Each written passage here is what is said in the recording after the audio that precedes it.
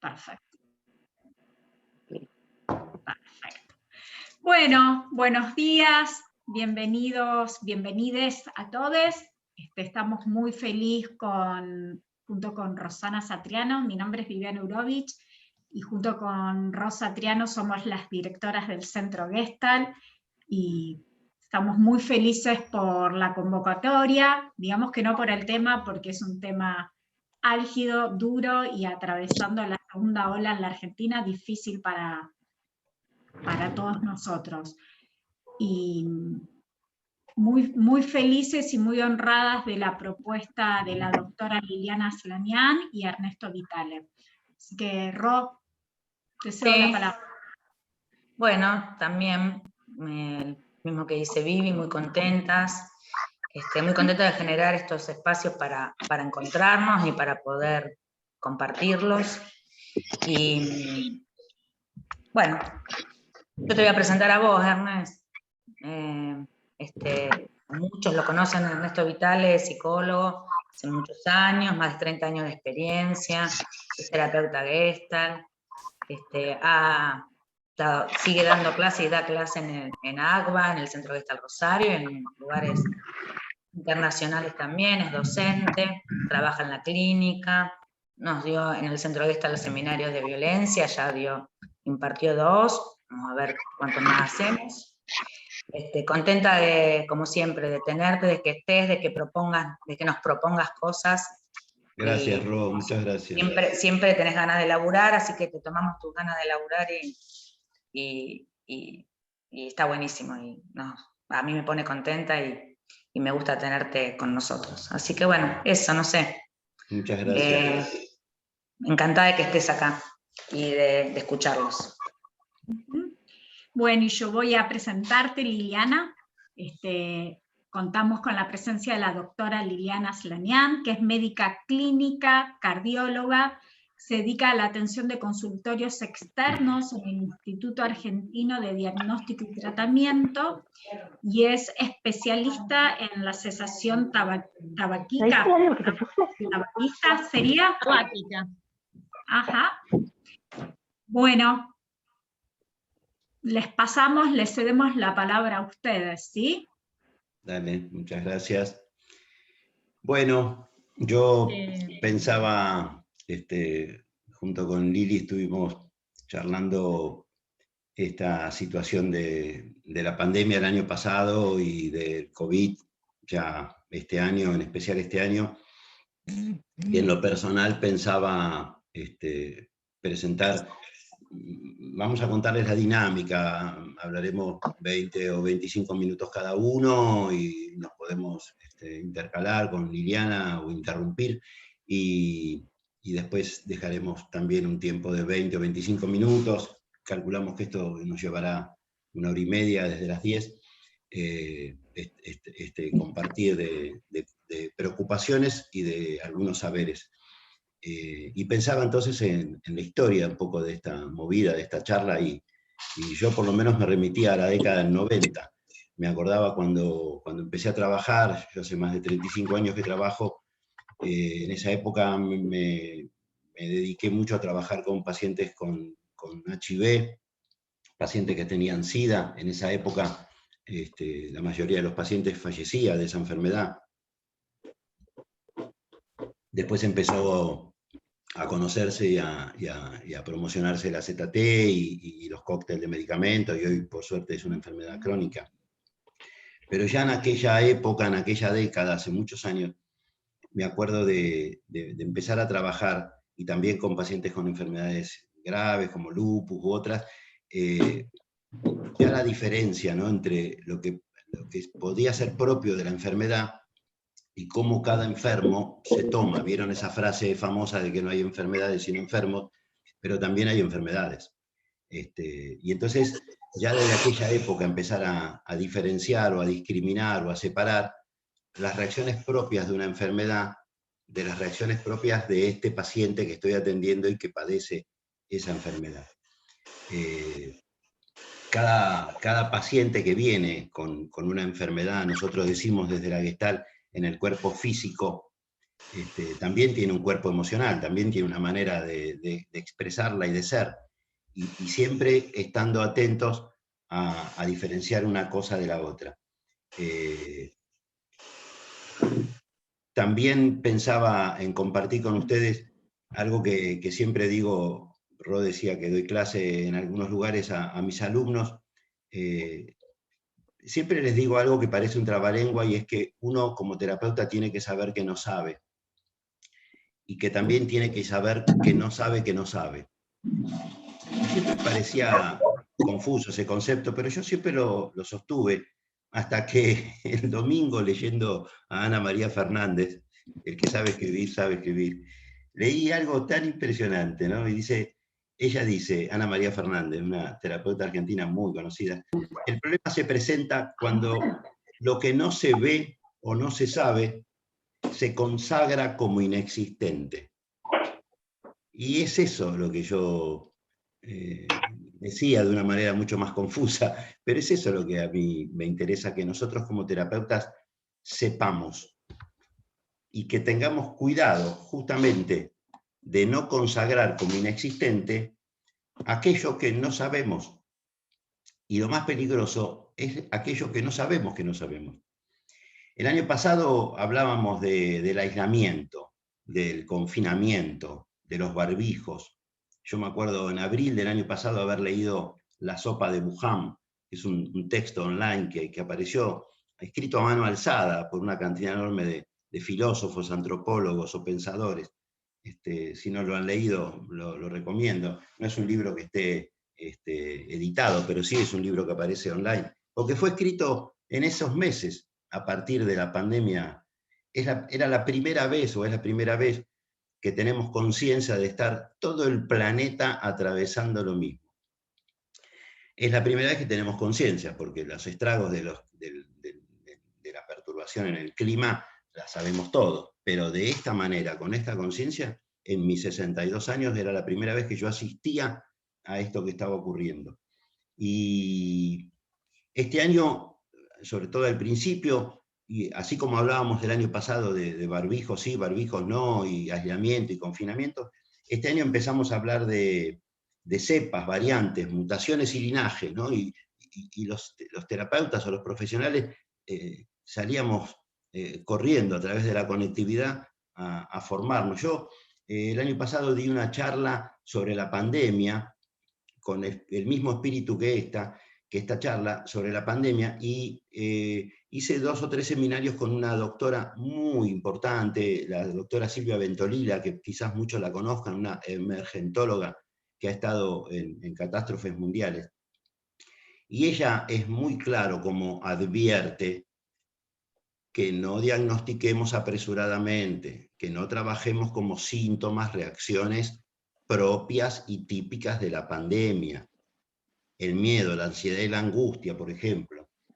Ella advierte, el año pasado, ya no este año, el año pasado advertía que no los diagnostiquemos, que no los etiquetemos, que no los veamos como síntomas necesariamente, sino como reacciones hasta sanas, saludables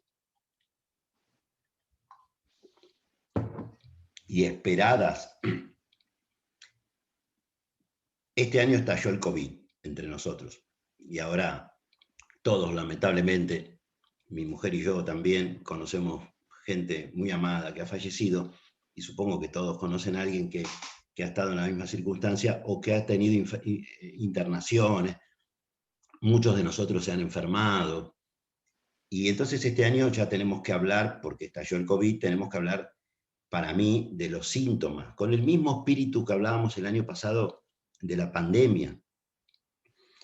Y yo propongo, y muchos coincidimos, que no podemos ver todo como síntomas neuróticos o psicóticos, porque se empezó a estudiar. Ustedes dimensionen, hoy estamos hablando de las vacunas, que hay 5 vacunas, que hay 6 vacunas, ¿cuál tiene mejor efectividad?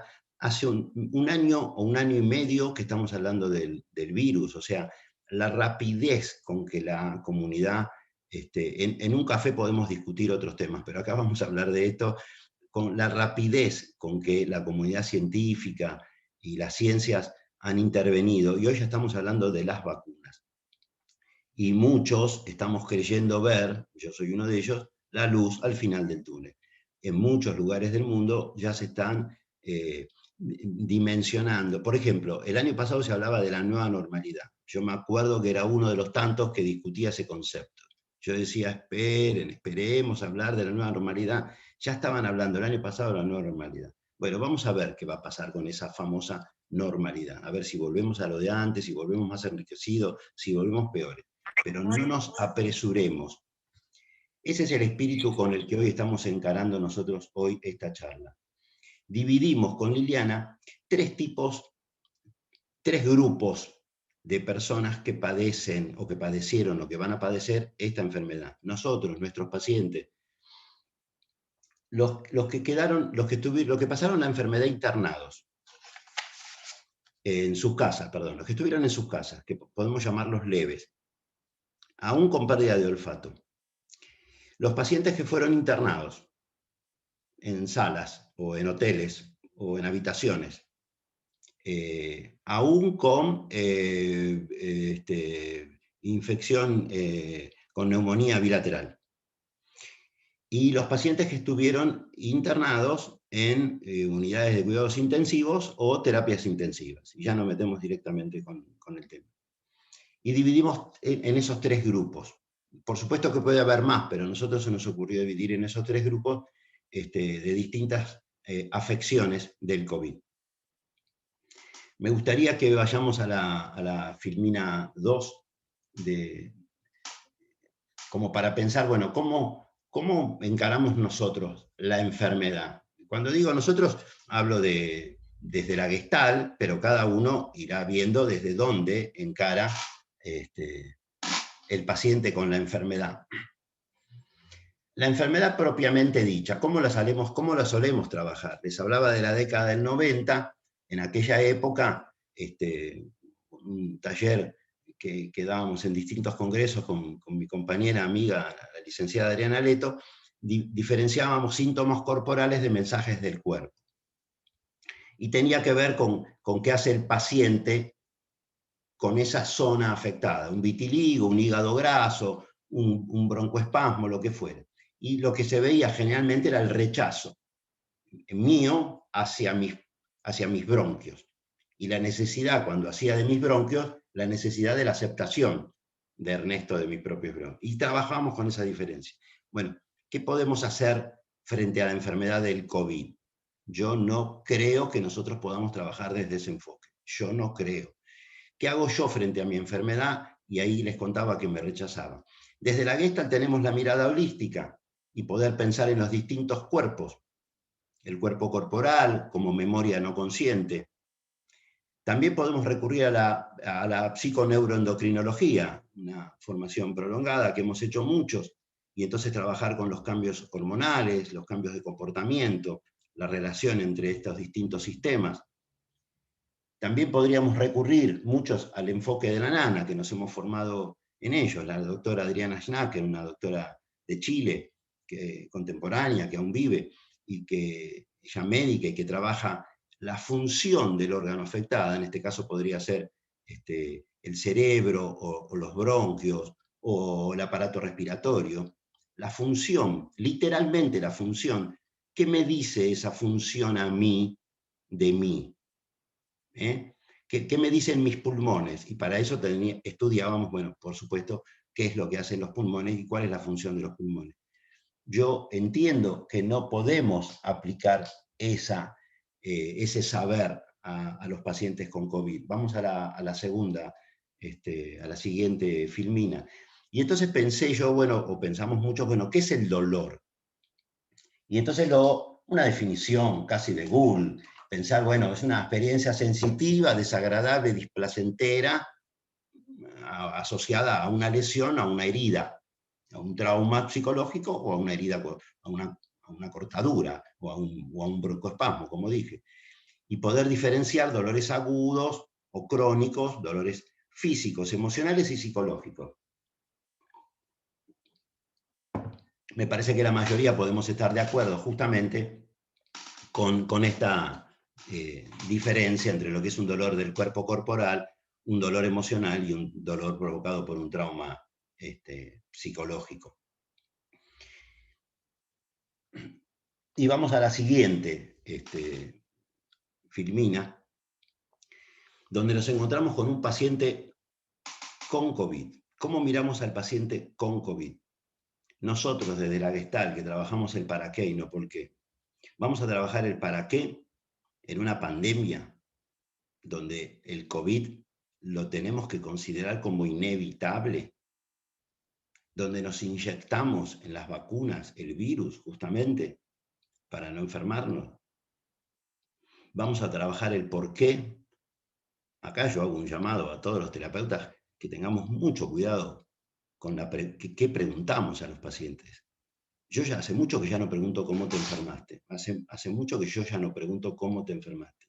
A mí me parece que preguntarle a un paciente cómo se enfermó, me pregunto si tiene sentido. Y el que se conteste que lo tiene, lo seguirá preguntando. Yo, por supuesto que no descuido el descuido, no descuido el contagio, pero me da mucho temor la culpa de la pregunta, ¿cómo te enfermaste? Cuando también sabemos que por contagios que pueden ser inevitables, porque hay gente que no sabe cómo se contagió, hay gente que no ha salido y se ha contagiado y no sabe cómo se contagió, no es que fallece el paciente, sino que contagia a un padre, a una madre o a una pareja que sí fallece. Entonces nosotros también, si bien me estoy yendo un poco del tema, tenemos que tener ese prurito, ese cuidado, ese temor, esa advertencia. ¿Y cuáles son los síntomas?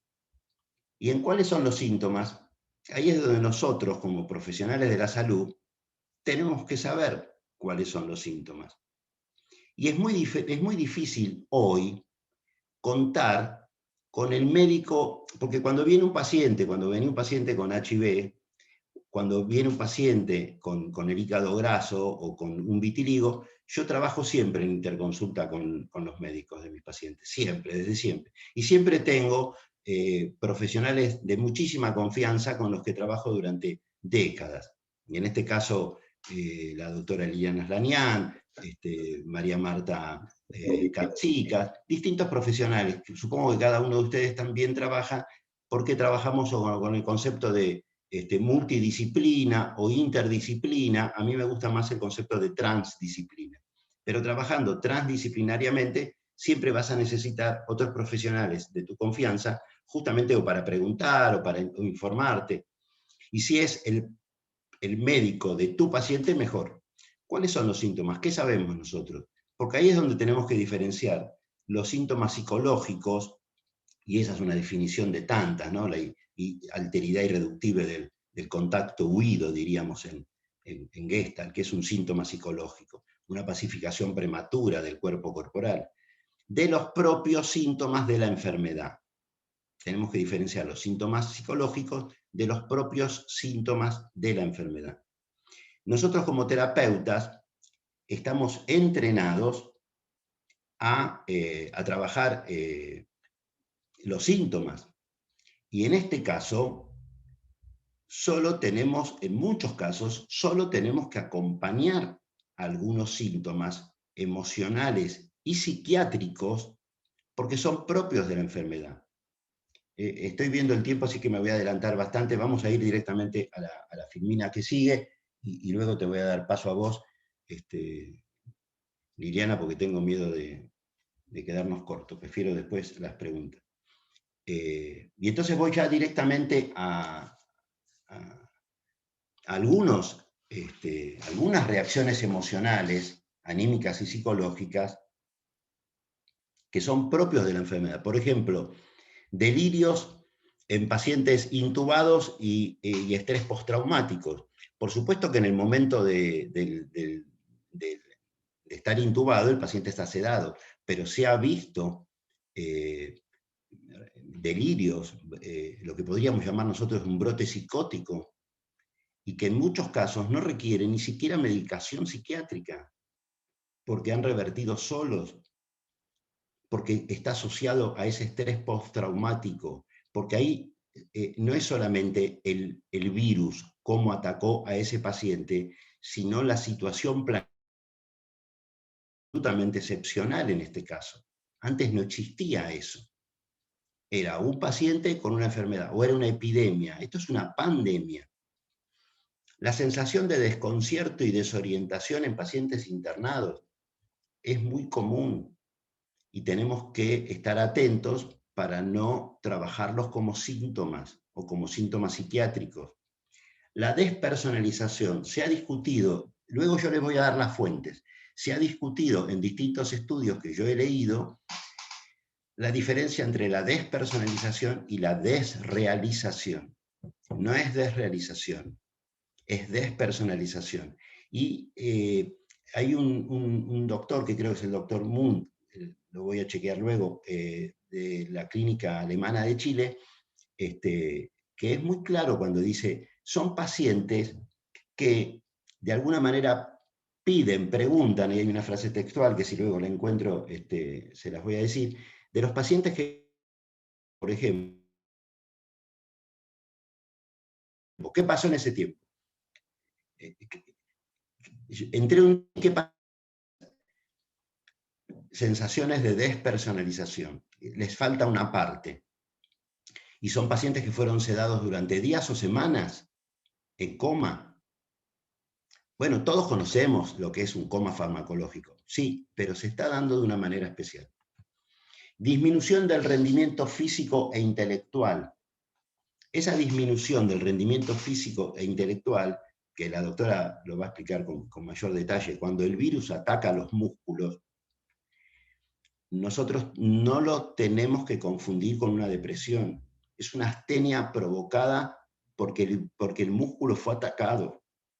Y entonces revierten solos. ¿Qué quiere decir solos? Revierten con un proceso de digestión, con un proceso de normalización del paciente que vuelve a sus tareas o a su deporte habitual.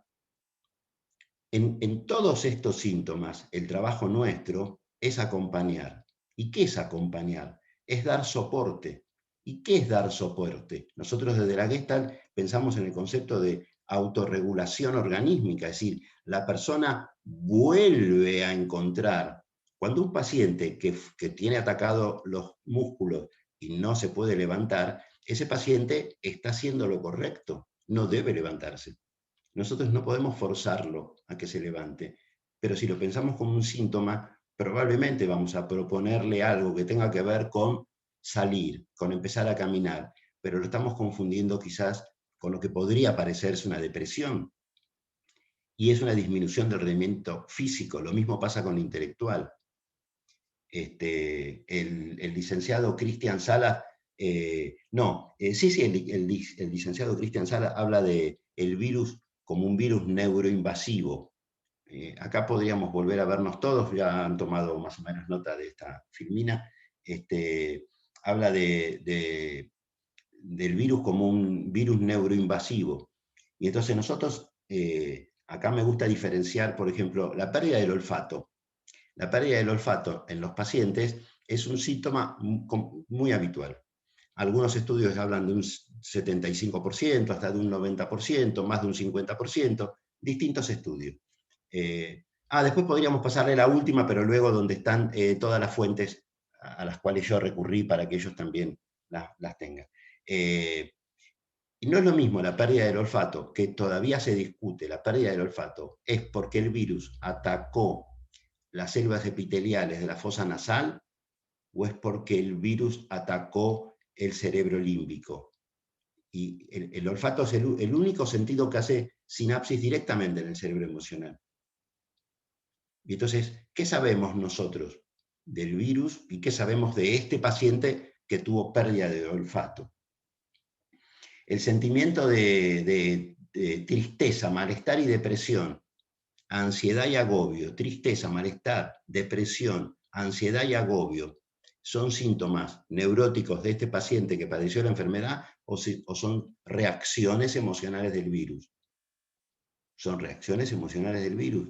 Y entonces nuestro trabajo consiste una vez más en acompañar a que esos síntomas revierten solos. ¿Qué quiere decir solos? Que requieren de un proceso, que requieren de un seguimiento médico, no solamente psicológico. No se puede subestimar el posacompañamiento médico del paciente con COVID. Y lo último, para darte lugar, Liliana, y luego vamos intercambiando, dificultades en el sueño y sentimientos de cansancio. De la misma manera, donde el sueño es interrumpido por distintas reacciones o sensaciones propias del ataque del virus en el organismo, en el cuerpo físico, en el cuerpo corporal, el sueño queda alterado. No es un trastorno de insomnio que tiene, nosotros en la Gestalt, por ejemplo, pensamos el insomnio como una necesidad organísmica donde es como que todo Ernesto necesita resolver una situación y no descansar, y no dormir. Donde para mí es prioridad aquello que me mantiene despierto y me provoca el insomnio, sobre todo el insomnio primario, que la situación de descanso. Nosotros no podemos tener esa concepción, esa mirada para el trastorno del sueño en pacientes con COVID. Me parece que ese es un ejemplo más de estas diferencias que de alguna manera motivaron esta charla. Bueno, Liliana, muchas más cosas para seguir, pero quiero... Ah, vienen las fuentes, qué bueno. Y los últimos 2 estudios, yo los puse, pero no los leí exhaustivamente. Sí sigo mucho a la clínica alemana de Chile, hice una formación con ellos el año pasado por la pandemia y este año por el COVID.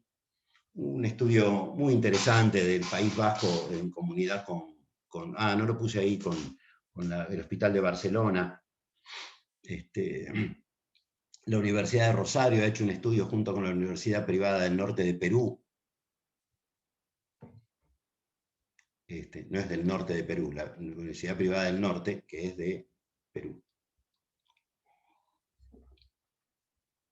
Bueno, el doctor Cosentini de Italia, del Hospital de Bérgamo, y la Universidad de California. Estos son estudios que ustedes pueden acceder fácilmente a través de Internet. Bueno, Lili, te dejo a vos y luego intercambiamos. Bueno, bárbaro, gracias, Ernesto. Yo me voy a enfocar justamente en esto, en las alteraciones neuropsiquiátricas de la COVID-19. Ese dibujo me encantó, que lo encontré en internet, ¿no? Cómo el virus rompe de alguna manera el cerebro y la cabeza. Bueno, todos o muchos conocemos los síntomas del COVID agudo, que sabemos que es dolor de garganta, tos, fiebre, ahora se agregó la congestión nasal, las pérdidas del olfato y del gusto, náuseas, vómitos, diarrea, mialgias, dolores musculares y cefalea, que son síntomas que se toman como criterios para hisopar, para tener en cuenta y para seguir, ¿no?, al paciente. Pero también dentro del grupo de pacientes que ya tienen diagnóstico de COVID, tenemos los que tienen un COVID leve o moderado, que en general la pasan en sus casas, o los que ya tienen una neumonía, que en general es bilateral, no siempre, pero la gran mayoría es bilateral, y tiene diferentes graduaciones de esa neumonía. Algunos lo pasan en el domicilio, más ahora que hay tantos casos. Muchos pasan a internación general, que necesitan oxígeno, máscara, apoyo e inicio del tratamiento básico, y muchos también pasan a terapia intensiva requiriendo respirador. Entonces, la verdad es que es una gama de pacientes muy diferentes, que bueno, ¿qué es lo que ocurre con estos pacientes? Bueno, un gran porcentaje de pacientes tienen síntomas que siguen a pesar de que ya les dieron el alta. Y otros, lo que les ocurre, y a muchos les ocurre, es que aparecen nuevos síntomas, aún síntomas que no tuvieron en el inicio del cuadro. Y entonces, ahí va. ¿Qué síntomas pueden aparecer, instalarse o alternar después incluso del alta?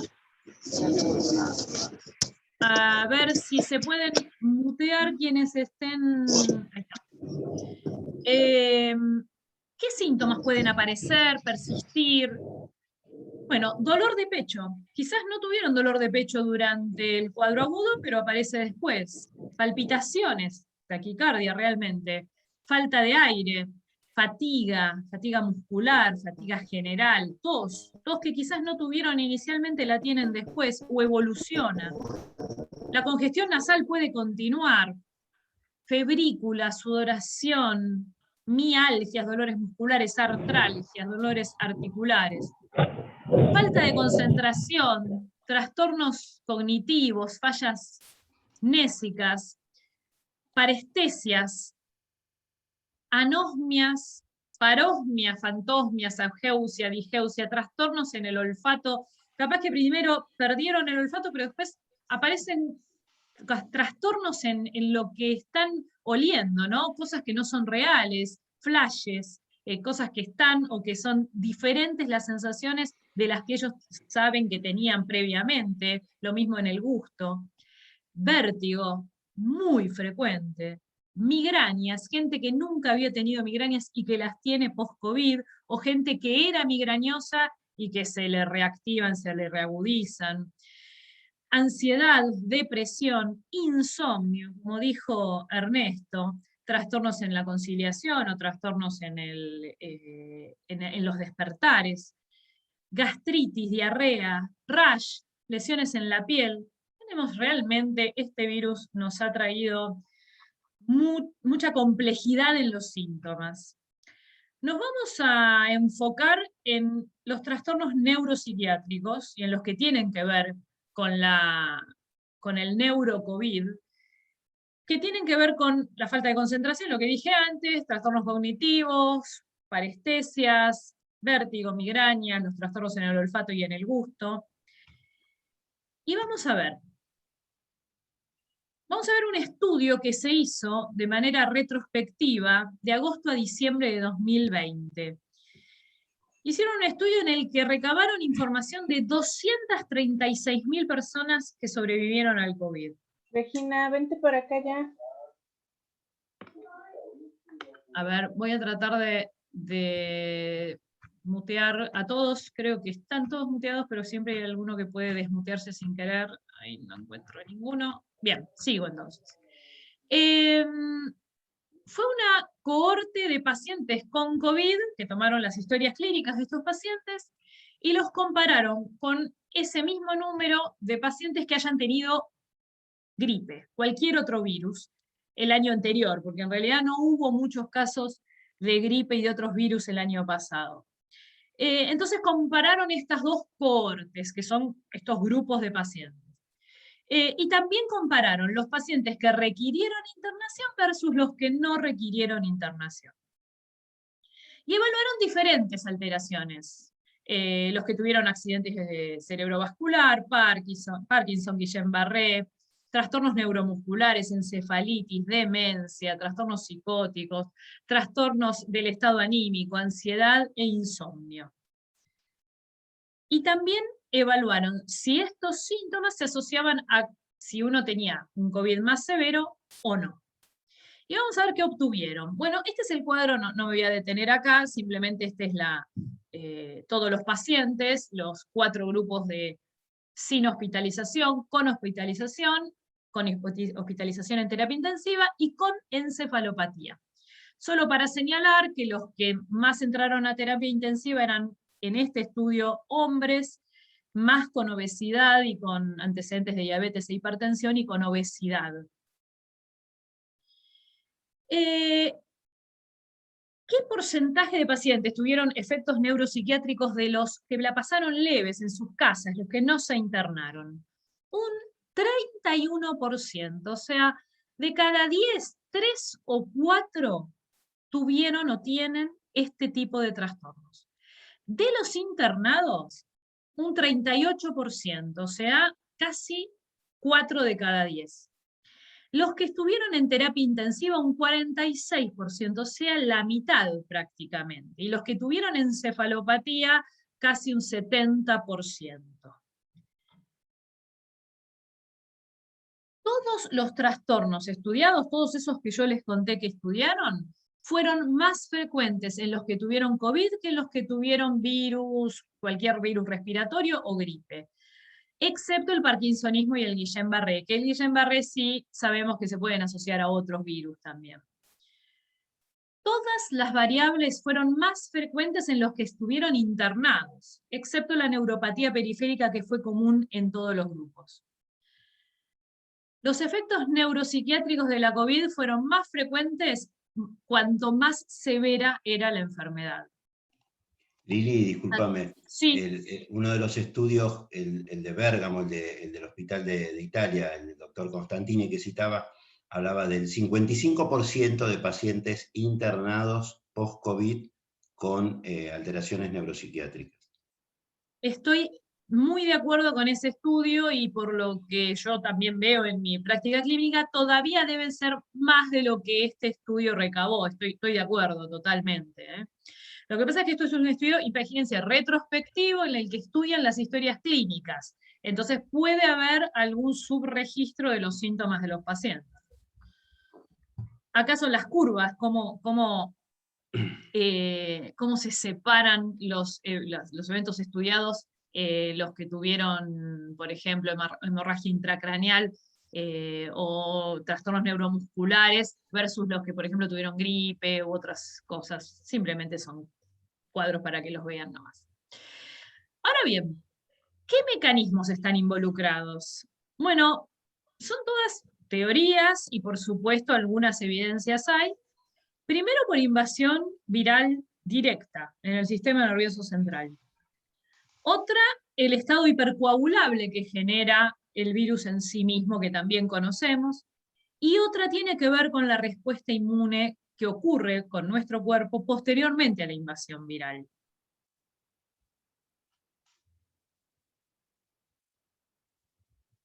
¿Qué porcentaje de pacientes, por ejemplo, han tenido anosmia, digeusia, estos trastornos en el olfato y en el gusto? En un estudio que es un meta-análisis, o sea, un estudio en el que se juntan un montón de otros estudios y se hacen estadísticas, casi el 40% de los pacientes que tienen COVID tuvieron anosmia o trastornos en el olfato. 36% trastornos en el gusto. Con lo cual sabemos que es 10 veces más frecuente para COVID tener estos trastornos que con cualquier otro virus respiratorio. Eso sí, tener trastornos en el olfato o en el gusto no se asoció al aumento de mortalidad. ¿Y cuáles son los mecanismos planteados de la anosmia? Bueno, lo último que se sabe es que parece que la lesión fundamental tiene que ver con la lesión de las células sustentaculares, que son unas células que están en la nariz, que le dan como de comer a las células neuronales que llegan al cerebro. Entonces parece que esa inflamación de esas células es la que da el trastorno del olfato inicial, ese que se instala de un momento a otro. Pero, por supuesto, también hay congestión, hay lesión neuronal de la vía olfatoria, hay lesión del centro olfatorio del sistema nervioso central, y esto que les dije primero, que es la disfunción de las células de soporte, parece que es lo más, por lo menos, demostrado, pero claramente no es lo único. Y ahora les voy a explicar por qué. Y en el mecanismo de la digeusia, la disfunción neural, un déficit de zinc que ocurre en el momento agudo de la infección, que ocurre en los ataques de las áreas orales de la boca. Y entonces, ¿cómo es la transmisión de los olores y de la vía olfatoria? Bueno, acá tenemos la cavidad nasal, tenemos las terminales nerviosas, acá está la lámina cribosa que atraviesan los nervios y llegan al bulbo olfatorio, y de ahí directamente al sistema nervioso central, ¿sí? Al tracto olfatorio que llega a diferentes áreas del cerebro. Las células sustentaculares están aquí. Y lo que tienen estas células es que se reproducen en 15 días. Por eso hay gente que pierde el olfato, pero a los 15 a 20 días dice, no, ya estoy perfecto. Entonces, posiblemente en esas personas, las primeras células afectadas son estas, pero hay gente que dice, no, yo realmente pasaron 2, 3 meses y no recuperé el olfato. O recuperé muy parcialmente. Incluso hay gente que hasta 6 meses no lo recupera, o al menos no totalmente. Incluso está descrito, ahora que ya tenemos bastante tiempo de evolución de la pandemia, hasta 1 año pueden estar sin olfato, pero aún así recuperarlos. ¿Y a dónde llega la vía olfatoria? A la amígdala, a la corteza, al hipocampo, a la vénula. Entonces, ¿qué sabemos de estas áreas? Que son el sistema límbico, que tienen que ver con las emociones, con la memoria, con un montón de cosas. Y sabemos que si hay afección de estas neuronas, y de incluso de las que llegan acá a la amígdala, sabemos que pueden tardar casi 1 año en recuperarse y hasta en reproducirse, porque sabemos que son las únicas neuronas del cerebro que tienen cierta reproducción. Con lo cual debe tener que ver con lesión directa también del sistema nervioso central, o bien directamente a través del virus que llega al sistema nervioso central desde la nariz, o quizás por invasión vascular que llegue al sistema nervioso central directamente por la circulación, ¿sí? Atravesando la membrana hematoencefálica. Y sabemos que hay modelos de depresión descritos por la destrucción de las terminales nerviosas, que son modelos de depresión, que sabemos que si se cortan estas neuronas, hay depresión y hay trastornos en la memoria y en las emociones. Estos son estudios mucho más antiguos, que eran teorías planteadas, que ahora estamos casi viviéndolas en vivo y en directo con la COVID. Yo no sé, Lili, si todavía se mantiene discusiones entre distintas investigaciones respecto de la pérdida del olfato, que es un síntoma que a mí me interesa mucho por lo del cerebro límbico y por lo neuronal comprometido, en donde algunos hablan de expectativas livianas o positivas, como diciendo, bueno, esto está relacionado con las células epiteliales de la nariz, y otros hablan de algo más complejo, que es a nivel de cerebro límbico y neuronas en el cerebro. Sí, lo que no sabemos exactamente es si tiene que ver con que las células sustentaculares se inflaman, desaparece el olfato, y esa desaparición misma del olfato y de los olores genera los trastornos en el sistema límbico, porque no recibe sustancias, porque no reciben estímulos, o por lesión directa. Eso todavía no lo sabemos, pero bueno, ya sabemos un poco más que antes. Bueno, hay estudios que lo comparan justamente con la enfermedad de la gripe, donde dicen que también hay una circulación del virus a través de las neuronas al cerebro, como eso es lo que se está investigando. Sí, justamente, creo que hay no una sola cosa, sino varias simultáneas. Me parece que si tengo que decir algo debe ser simultáneo, incluso en algunos más la parte sustentacular y otros más la parte neuronal directa, me parece. Y debe ser la explicación después de por qué algunos sí y otros no tienen trastornos neuropsiquiátricos, seguramente. Bueno, muy bien, ¿qué escenarios vemos en el post-COVID? ¿Qué me dicen a mí, no? Muchos pacientes. Siento que el corazón me va a estallar, palpitaciones. Tengo mareos casi todo el tiempo. Me falta el aire. Me duele el pecho. Me duele el cuerpo, me duelen los músculos, me duele la espalda. Estoy cansado. Me tengo que acostar de a ratos porque no doy más. No tengo ganas de nada. Alguno les dice, estoy perfecto. Y a ese seguramente lo esté y se compara con otros y bien, pero yo suelo preguntarle, ¿y tenés esto y tenés lo otro? Y algunos terminan diciendo, no, eso sí tengo. Quizás ellos esperan estar peor, pero minimizan los síntomas que tienen, eso también ocurre. Entonces, sigo, se me parte la cabeza, esto lo deben haber escuchado ustedes también, estoy muy angustiado, estoy sin olfato, sin gusto, no me da la cabeza, no me olvido las cosas, no puedo prestar atención, se me van las palabras, estoy ansioso, ansiosa, tengo ansiedad, no puedo dormir, me despierto, estoy deprimido, estoy mal, estoy irritable, no me reconozco. Esta es una frase que a mí siempre me llamó la atención porque la escuché más que nada ahora, en esta etapa, ¿no? Estoy como si nada. También hay gente que les va a decir, estoy como si nada, la pasé perfecto. ¿Y qué pasa con los pacientes que estuvieron en cuidados críticos? Los síntomas muy marcados: delirio, desorientación, despersonalización, deterioro cognitivo, depresión.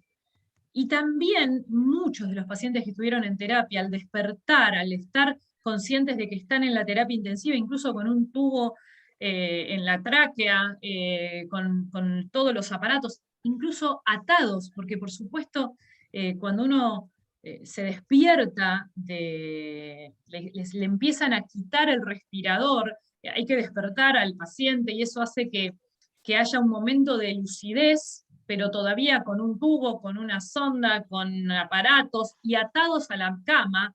Esto me lo dijo hace poco un paciente, yo me desperté y estaba atado, no sabía lo que me había pasado, no sabía cuánto tiempo había pasado, me empecé a desesperar, claro, y empieza la excitación psicomotriz, no pueden hablar, es un momento realmente terrible, que genera desconcierto, excitación, agresión, bueno, y en ese momento, después de que empiezan a entender, ese paciente había estado un mes intubado y no se acordaba de absolutamente nada, no entendía nada, es un momento en el que quedan marcados, porque además están solos, por supuesto, y esa es otra frase que dicen los pacientes: estaba solo, atado, en un lugar desconocido, me venían a ver, y cuando le empiezan a explicar se empieza a calmar, pero concretamente no vamos a pretender que esto pase gratis en una persona, ¿no?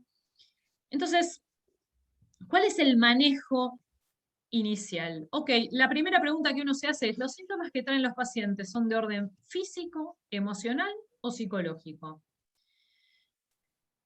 Lo primero que hay que hacer es una revisación médica y los estudios pertinentes a cada persona. A quien corresponda se le hará, obviamente, a todos una revisión médica, a todos un electrocardiograma y un análisis de sangre, y posiblemente a varios más estudios cardiológicos, estudios respiratorios, tomografía de tórax, ecodoppler cardíaco, ergometría, en la medida en que haya que hacerlos, no a todo el mundo lo mismo. ¿Qué se le hace? Se le explica al paciente el origen de los síntomas y que van a mejorar en la gran mayoría.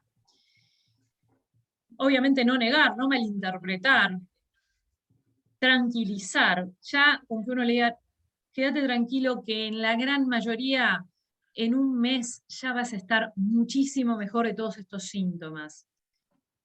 Acompañar, recitar, esto es muy importante.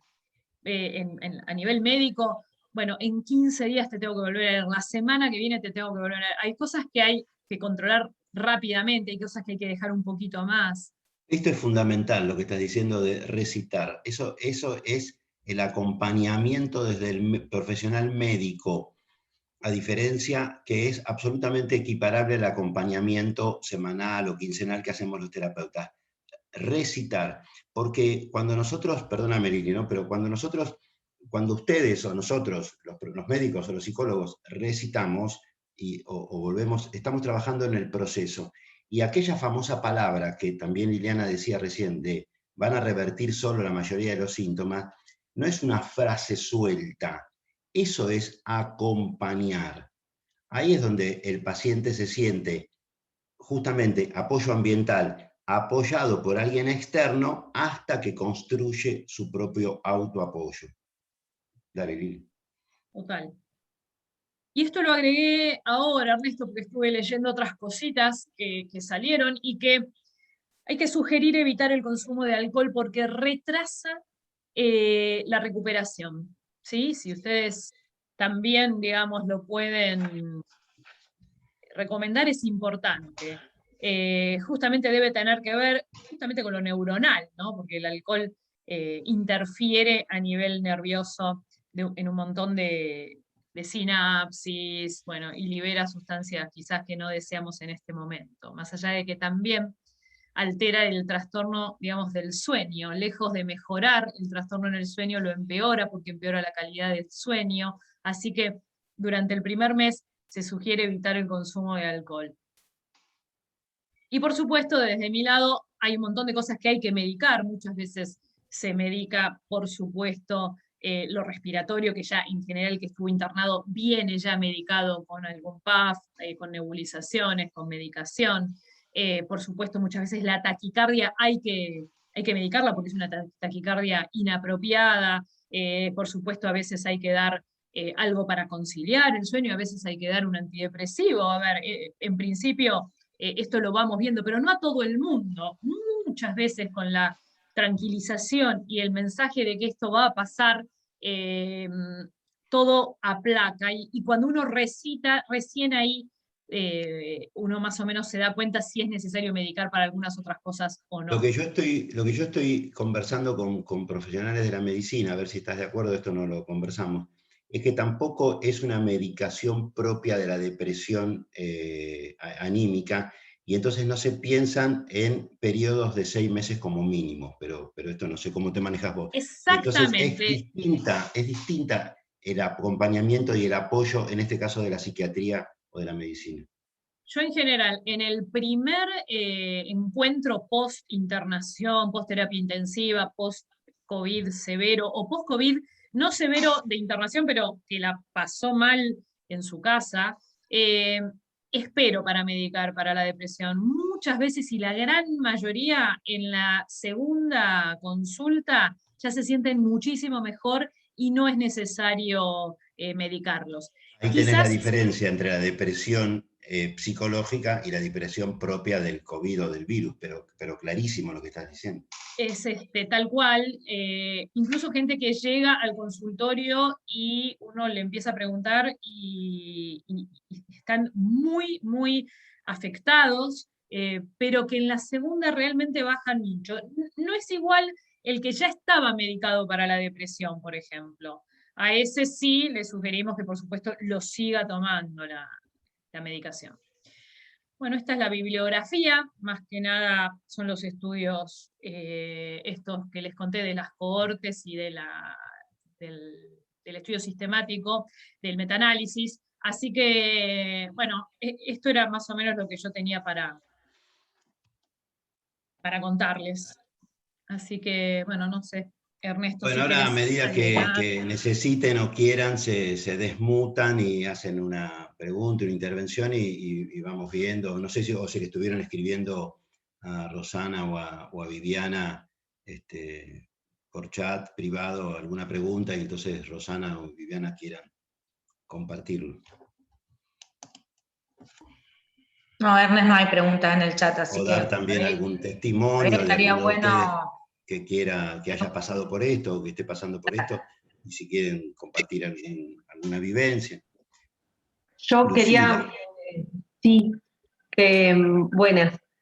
Yo vivo en un lugar donde hay mucho dengue, y lo que decían recién, esto de las nostalgias, de no reconocerse, es como si dura en el tiempo y se confunde mucho con la depresión, y es como decía, bueno, hay que agregarlo a la pregunta porque yo aprendí a preguntar si tuviste dengue, padeciste dengue en los últimos meses, porque a veces sigue con efectos en el cuerpo y en esto de el desinterés, el no conocerse, el estar lento para el trabajo. Bien, el dengue también da mialgias y da mucho malestar, muy parecido en algún punto a esto. El año pasado, a esta altura, en marzo del año pasado, cuando alguien estaba con mialgias y fiebre, yo no pensaba en COVID, pensaba en dengue y era así, porque teníamos más dengue en Capital, que COVID. Ahora es todo al revés, acá ya cambió eso. Pero es verdad, nosotros como médicos, los cuadros que daban mialgias sostenidas o astenia antes de COVID y antes de dengue, era la mononucleosis. Clásicamente era el único cuadro en el que uno veía durante meses que tenían estos síntomas. Insomnio, depresión, dolores musculares, articulares. Digo síndrome mononucleósido, ¿no? Mononucleosis, toxoplasmosis, citomegalovirus, ese tipo de virus que no eran frecuentes. Pero ahora con COVID y con dengue estamos viendo estas cosas que son realmente llamativas. Sí, sí, es así, con dengue también. Bueno, a ver, Sole, ¿quién está hablando? Yo, Teresa. yo quiero dar un testimonio, ya que Ernesto invita. Yo también soy una terapeuta de mucho tiempo en Mar del Plata y también hago formación y todo eso, más que nada en terapia de familia y de parejas. Yo trabajo desde la línea sistémica. Lo conozco a Ernesto de la facultad, cursamos juntos, así que y lo respeto mucho. Y el enfoque Gestalt me gusta mucho, pero no trabajo directamente con cosas del cuerpo, quizás eso influya. El año pasado tuve un COVID muy grave en agosto, estuve en mi casa muy grave, después me internaron por una descompensación hepática en septiembre, y después en noviembre, ahí estuve 45 días sin trabajar, en noviembre me internaron otra vez, esta vez en la UTI, por una trombosis cerebral, que por suerte me dio en una parte del cerebro que no me lesionó ninguna función. Pero lo que les quiero decir es que esta charla me interesaba en el sentido de que yo soy la paciente más grave de todos los que he atendido, digamos. Y en todo mi núcleo la gente me dice lo que estaba diciendo Ernesto particularmente. ¿Por qué no consultás a un homeópata? ¿Por qué no consultás a no sé quién? ¿No consultás? Y yo digo, pero si yo todo lo que me pasa lo tengo desde el COVID. No es una cosa que no está asociado a eso. Y no me reconozco tal cual. Porque yo siempre fui una persona muy enérgica, que me canso. Me siento totalmente incomprendida por la gente de alrededor, porque me tratan como si yo fuera frágil o depresiva o qué sé yo, pero para mí estar todo el tiempo cansada es una cosa, y ya desde agosto, hace casi un año. Hace casi un año, y fíjate la frase que usás, no me reconozco, que era una de las frases que ponemos nosotros, ¿no? Porque ahí es donde es importante el acompañamiento y lo que hablábamos de la confianza y de la presencia y de la recitación que hablaba ella, porque la persona, y acá lo está diciendo Tere, no se reconoce y es tratada como un síntoma neurótico o como un síntoma psicológico. Y entonces es desesperante. A la impotencia que produce el post-COVID, porque yo me siento como atada, como si estuviera atada, no me puedo mover, trabajo un poquito y me tengo que ir a acostar. Eso, viste, tuve que suspender los grupos de formación, de supervisión, o sea, es una cosa que no va conmigo. Y encima te dicen, bueno, capaz que tenés que ir a ver a no sé quién, que tenés que ir a ver a no sé quién, nadie te sabe responder, es difícil acceder a los médicos, bueno, nada más que eso. Así que muchas gracias porque es lo más terapéutico que he escuchado en el último año. Muchas gracias. Bueno, la verdad es que está bueno que lo cuentes, me parece genial. Y me parece que es el tipo de pacientes a los que queremos ayudar, digamos, ¿no? Desde la medicina, desde la psicología, me parece que sí. Y incluso puede que haya en algún momento cosas para darte, ¿sí? Médicamente lo digo, ¿no? Para mejorar algo. Y quizás la otra es saber que también va a pasar. Quizás vas a tardar más porque tuviste más cosas de las que tiene el común de la gente, pero también vas a volver a ser vos.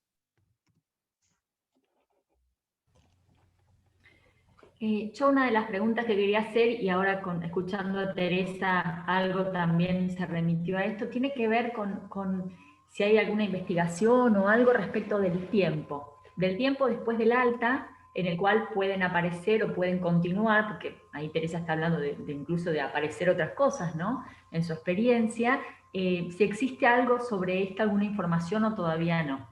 Sí, existen estudios que hablan desde los más, no sé si decir positivos, que hablan de 15 días, y también existen estudios que hablan de un año. Y yo creo, Sole, que hablan de un año, porque hace un año que está el Claro. COVID, entonces es probable que esto se estire un poco más. Pero en lo que sí coinciden todos, y acá por supuesto que Liliana va a tener más crédito que yo, es en que revierten los síntomas, en que revierten los síntomas, en que revierten los síntomas. Tere.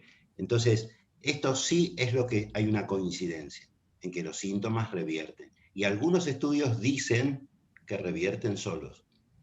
Y recién Liliana explicaba todo lo que es la reconstrucción de las células que intervienen en el sentido del olfato, que algunas llevan 15 días, pero otras llevan meses. Entonces esa reversión hay que bancarla, hay que darle soporte, hay que acompañarla. Pero Lili debe tener ya mejores datos. La gran mayoría está muchísimo mejor al mes, pero la gran mayoría. Hasta los 3 meses es muy frecuente el tema de la falta de aire, del dolor, de las mialgias. Y ya después del 3er mes, la verdad es que la probabilidad es mucho menor. Algunos quedan, así como dijo Teresa. Yo tengo pacientes que me dicen, yo tuve COVID hace 6 meses, todavía me siento mal. Sí, puede pasar, puede pasar, puede pasar. Pero también hay que decirles, ya se te va a pasar. ¿Sí? Tengamos un poquito más de paciencia. Y lo que también puede llegar a ocurrir es que con la vacunación mejoren algunos síntomas. Esto es algo medio así flu, no lo tengo tan científicamente probado, digamos, pero lo que se vio también es que con la vacunación mejora el olfato, hay algunas cosas, así que tenemos esperanza. ¿Qué más? ¿Qué más, gente? A ver, alguien que se desmutee. Sí.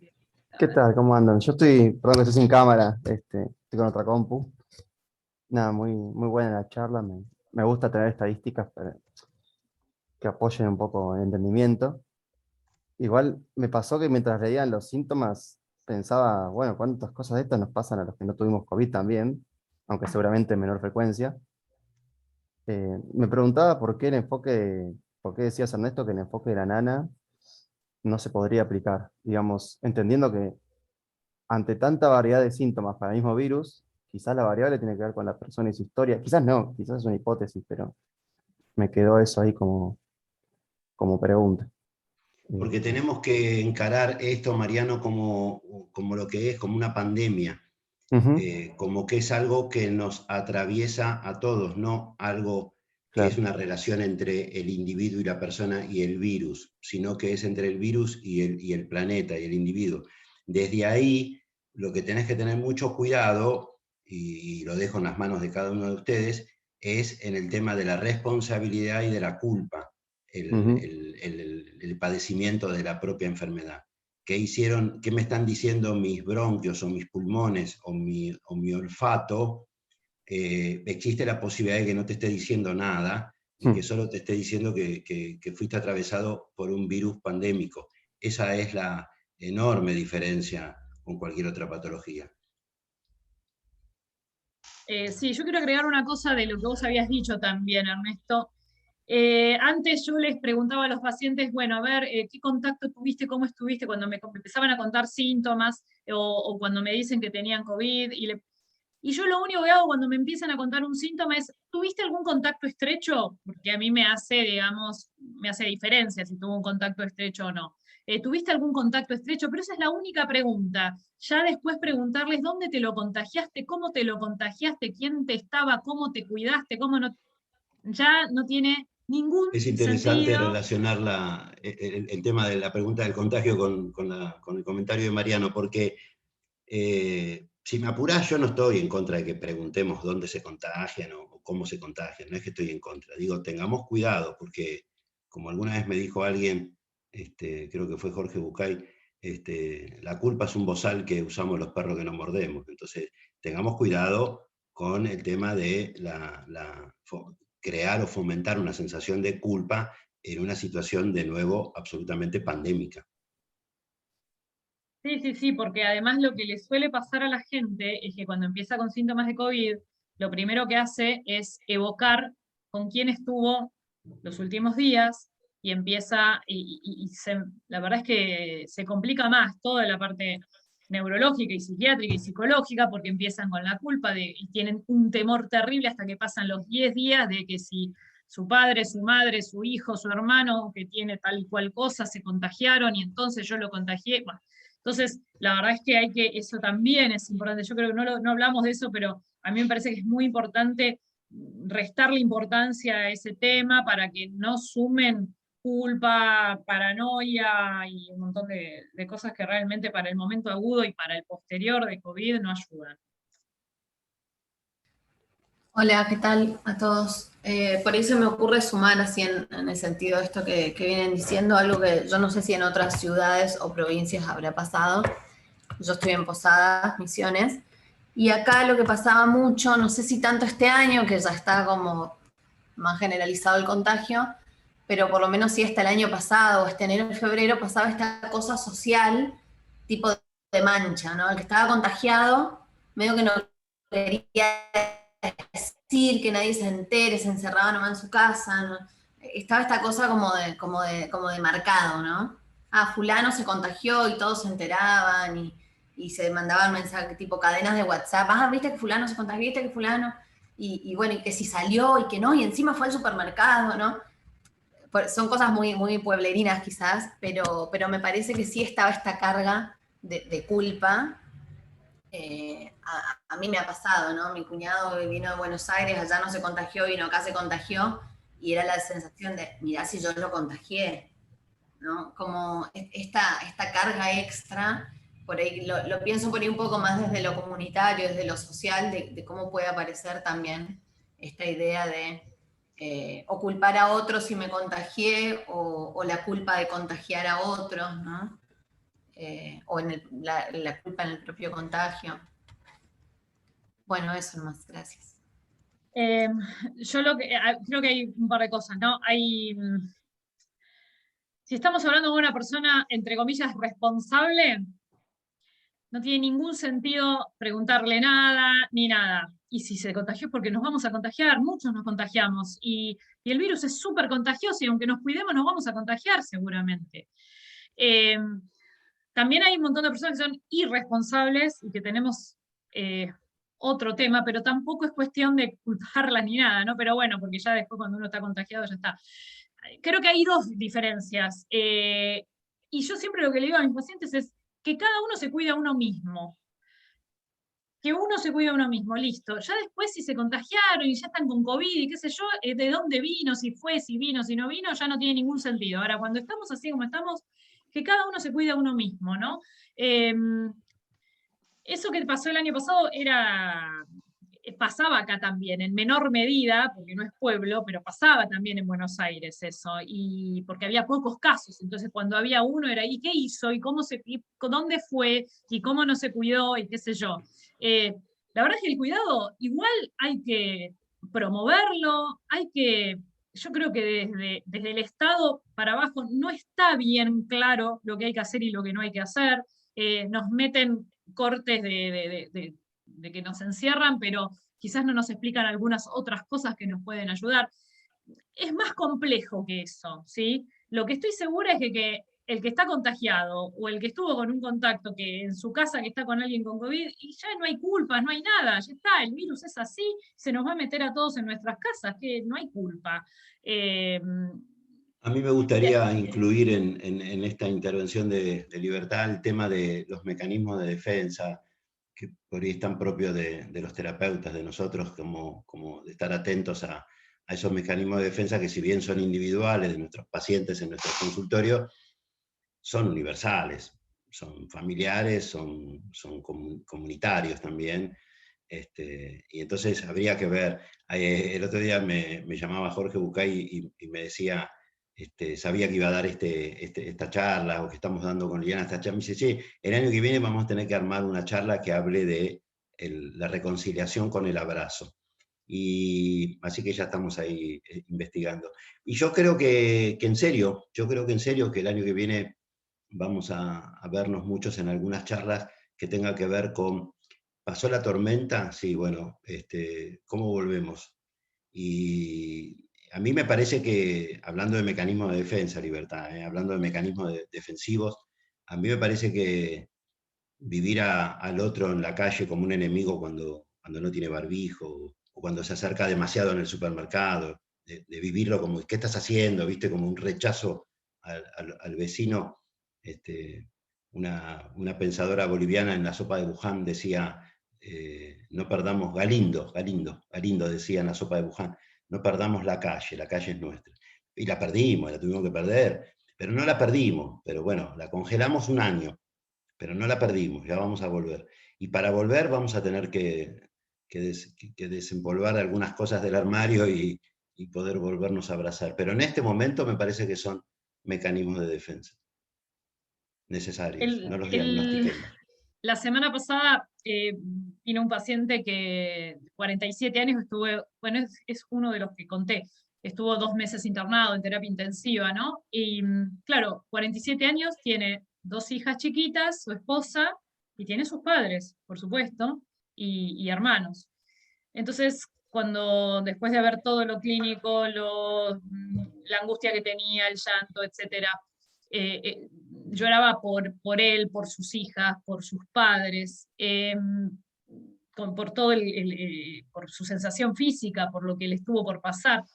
Y me dice, no sé, lo vi a mi viejo y lo vi de lejos, y le digo, pero abrazalo a tu papá. Y me dice, pero tengo miedo de contagiarlo. No, le digo, te vas de acá ahora, le digo, vas a la casa de tu viejo, con barbijo los dos, vos la tuviste, te fuiste de alta hace una semana, 10 días, está perfecto, lo podés abrazar, porque no lo vas a contagiar, no tenés más el virus y no tenés posibilidad de haberte contagiado ahora, tu papá está vacunado, vas y los abrazás a tu mamá y a tu papá. Esa pequeña intervención a mí me pareció formidable, porque él, de hecho, si no hubiéramos tenido una consulta larga, no sé si hubiera llegado a esa instancia en la que me dijo que no había abrazado al padre desde que se fue de alta de terapia intensiva, 2 meses internado, con el padre y la madre desesperados por la vida de su hijo. Andá y abrazalos ya. Y abrácense, pues les va a hacer bien a los dos, porque los va a reconciliar con ustedes mismos, con la vida, con el afecto, con que están vivos, con arrancar de nuevo. Y sí, Ernesto, a mí, yo me dediqué un rato a hablarle del abrazo, explicarle primero que no se iba a morir, que no iba a contagiar a nadie, o sea, un montón de cosas, y lo mandé a abrazar al padre, o sea, sí, claro, sí, vamos a tener que hablar. Muy terapéutico.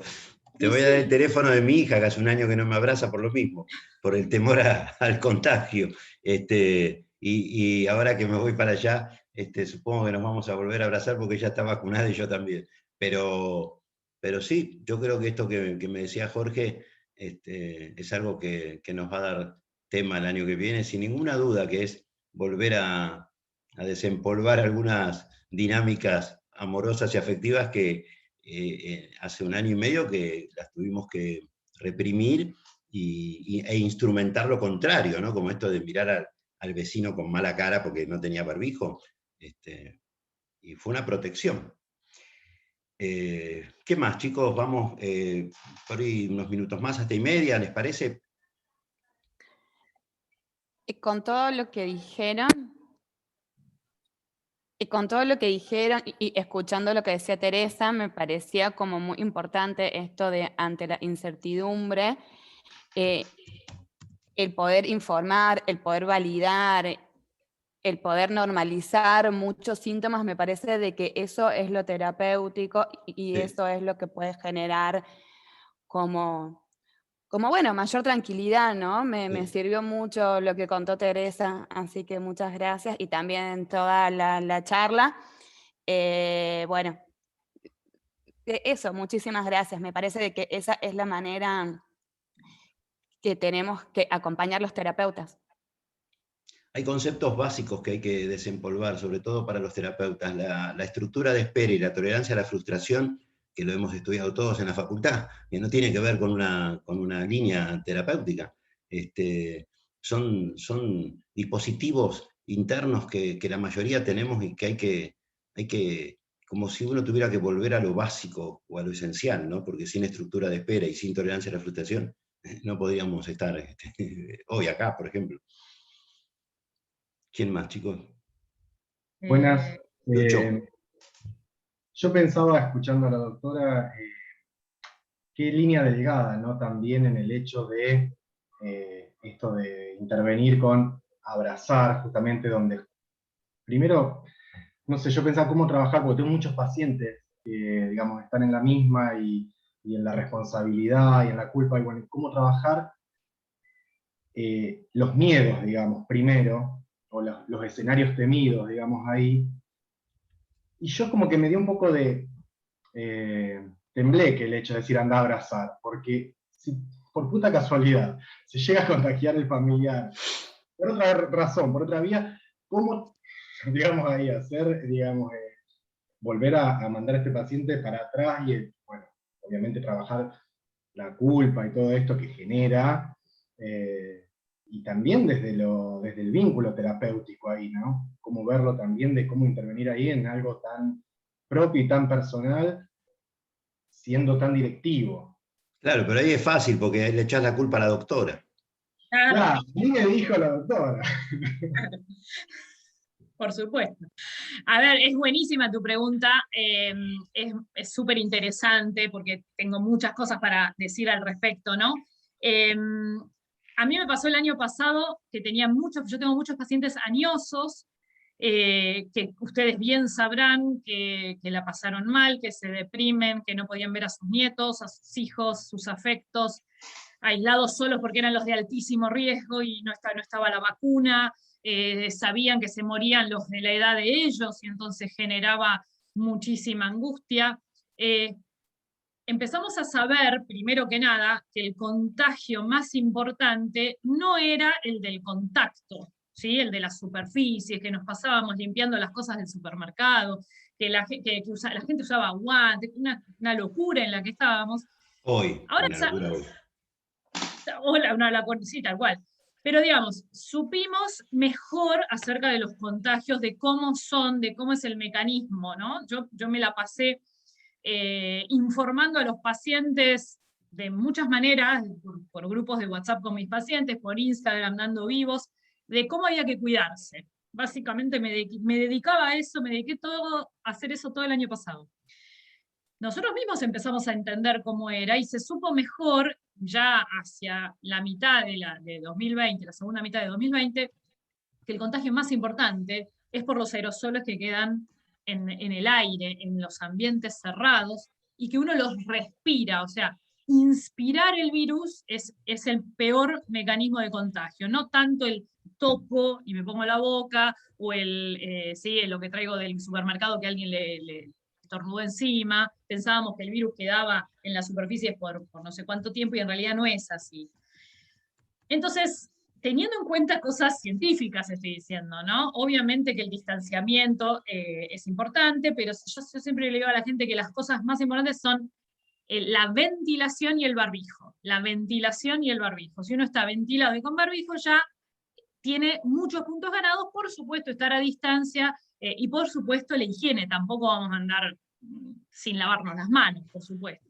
Ahora bien, teniendo todo eso en la cabeza, sabiendo que es un paciente que se fue de terapia intensiva de alta, que tiene un montón de anticuerpos porque estuvo con una neumonía bilateral, que el padre está vacunado y la madre también, la probabilidad de que él tenga el virus y que se los contagie a los padres, o que los padres tengan el virus y que él se lo contagie, realmente es menos que ínfimo. Entonces, haciendo toda esa cosa, le digo, andá y abrazá a tu papá, porque el beneficio que va a obtener él y su familia de ese abrazo es muchísimo mayor que el posible ínfimo o menos de ínfimo riesgo de recontagio o de contagio. Siempre con barbijo, le digo, abrázate. Uno mira para allá, el otro para allá, con el barbijo puesto y estamos perfectos. Ahora bien, no te saques el barbijo, que estés en un lugar ventilado, no lo hagas con cualquiera, que no te dejes abrazar por cualquiera, pero digamos, es más, no le dije anda a abrazar a tu esposa, que seguramente ya la abrazó, digamos, pero le dije a tus padres, ¿te das cuenta? Y es interesante también y es interesante también la escucha, ¿no? del otro, de decir, yo no le diría eso, bueno, está todo bien, yo tampoco. Sí, yo di la explicación toda, intentando dar una explicación científica a algo que en realidad es científico y no científico, porque la verdad que se abracen y que se van a mejorar no es científico, pero me parece que hace más bien que... Me hiciste acordar de una persona que quiero mucho y que lamentablemente falleció, que es mi suegro. Él me dijo, yo tuve con Viviana la feliz idea de ir a verlo todos los fines de semana. Y él me dijo, un año para mí no es un año para vos, 80 años. Y por suerte no se contagió por nosotros, pero se contagió trabajando, él era farmacéutico, y falleció después. Pero a mí me parece que son decisiones, Lucho, son decisiones. Por supuesto que hubiese sido de nosotros si lo hubiéramos contagiado, no ocurrió eso, y nos cuidamos mucho, y manteníamos la distancia y los barbijos, por supuesto. Pero son decisiones personales, en una situación de pandemia. Eso que decís es tal cual, pero hay algo de la evidencia científica que tiene que ver con que un abrazo, digamos, vos con barbijo y el otro también, te das un abrazo, vos mirando para allí y para allá, un segundo, y soltás, no tenés por qué contagiarte. O sea, muy bien. Ahora, eso, si vos estás, después de eso, te lo sacás el barbijo, te quedás a 2 metros, pero estás en un lugar cerrado, tomando un café, charlando, te lo contagiaste ahí, no por el abrazo. Entonces, hagamos las cosas como con inteligencia. En función de la hora, chicos, y de que hay algunos que se están despidiendo, yo creo que podríamos pensar en un cierre, no sé, las coordinadoras que piensan Sí, me parece muy bien. Nosotros tenemos más tiempo y nos podemos quedar, pero sí. El público. Está muy interesante, da muchas ganas. Quisiera reforzar algunas cosas que las guardamos para el final con Liliana, y es que sepamos que se están pensando en tratamientos interdisciplinarios o multidisciplinarios o transdisciplinarios. Ya conté que me gusta más la idea de transdisciplina, que es como un tema atraviesa a las ciencias, y no ir las ciencias al tema, y no que cada tema sea tratado por cada ciencia. Esa es la diferencia entre estas tres modalidades. Pero cualquiera sea, se está pensando, ¿qué quiere decir? Que se están investigando ya mismo. Fortalecer la idea del acompañamiento, que no es una esperanza ciega, ni Dios proveerá, ¿no? Es todo lo contrario. La esperanza, el prefijo ansa habla de una espera activa, entonces no es una espera pasiva. La esperanza es una palabra que hay que revalorizar, y que se está pensando también desde lo terapéutico en dispositivos que son programas de intervenciones no intrusivos. ¿Y esto qué quiere decir? Quiere decir que nosotros como profesionales, justamente reforzando mucho de lo que hemos dicho, tener mucho cuidado de, así como el virus sí es intrusivo, nosotros no ser intrusivos con lo que llamamos en Gestalt las fronteras de contacto de cada persona. Entonces ahí hay que ser muy respetuoso de la estructura del paciente, de los síntomas que todavía está teniendo a propósito del COVID, y entonces no ir ni adelante, en todo caso atrás o al costado, ¿no? Acompañar no es fácil, porque a veces el furor curandis nos juega en contra, y entonces empujamos, ¿no? Para un neurótico común de consultorio, por ahí hasta es una intervención adecuada, pero para un paciente post-COVID es inadecuado. Bueno, y después algo de lo que... Una cosa que pone Mariano, que me escribió en el chat, que me interesa leerla, totalmente de acuerdo. Creo que la conformación de burbujas y la importancia de lo afectivo son temas de una charla en sí misma, pero una clave que se me ocurre en este tema: no es lo mismo sugerir un contacto físico cercano con alguien aislado y que no vea a nadie que con alguien que está saliendo a la calle por diversos motivos. Los mecanismos de la culpa se disipan mucho más en el segundo caso. En el primero ya será un costo-beneficio que creo que tendrá que decidirlo cada parte de ese vínculo. Obvio que pueden discrepar. Gracias por animarte a decirlo. En realidad, una cosa quiero decir: así como a él le dije que vaya a abrazar a su padre, yo hay gente que tienen hijos adolescentes o jóvenes, que les sugiero usar barbijo en sus propias casas. A ver, para todos no es lo mismo, la misma indicación. Viven con sus hijos adolescentes que hacen una vida absolutamente libre, ni se cuidan, ya se agarraron COVID o no, y vienen a la casa y de pronto es un padre obeso que yo sé que es de altísimo riesgo, y le digo, ¿sabes qué? Cuando viene tu hijo a tu casa, abrí todo y ponete barbijo. Entonces, así como a uno le digo anda a abrazar a tu papá, a otro le digo otra cosa. O sea, no es para todos igual. Eso también es así. Y no es no es que le hago a todo el mundo le digo lo mismo, ¿no? Los cuidados son generales para todos sabemos más o menos todo, pero hay que poner en la balanza un montón de cosas. Y a un paciente, por ejemplo, en serio le digo, yo hay gente que le sugiero que use barbijo en su casa.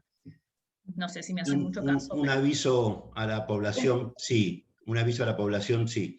Yo por lo menos pertenezco a un grupo, a una red de terapeutas que trabajamos con los médicos de trinchera, que se les llama a los médicos que están absolutamente desbordados y estresados y que ya ni los aplaudimos, y cuando los aplaudimos ellos hasta se irritaban porque querían otras cosas, además de aplausos. Que nos acordemos de ellos, que nosotros que somos terapeutas nos acordemos de los médicos de trinchera.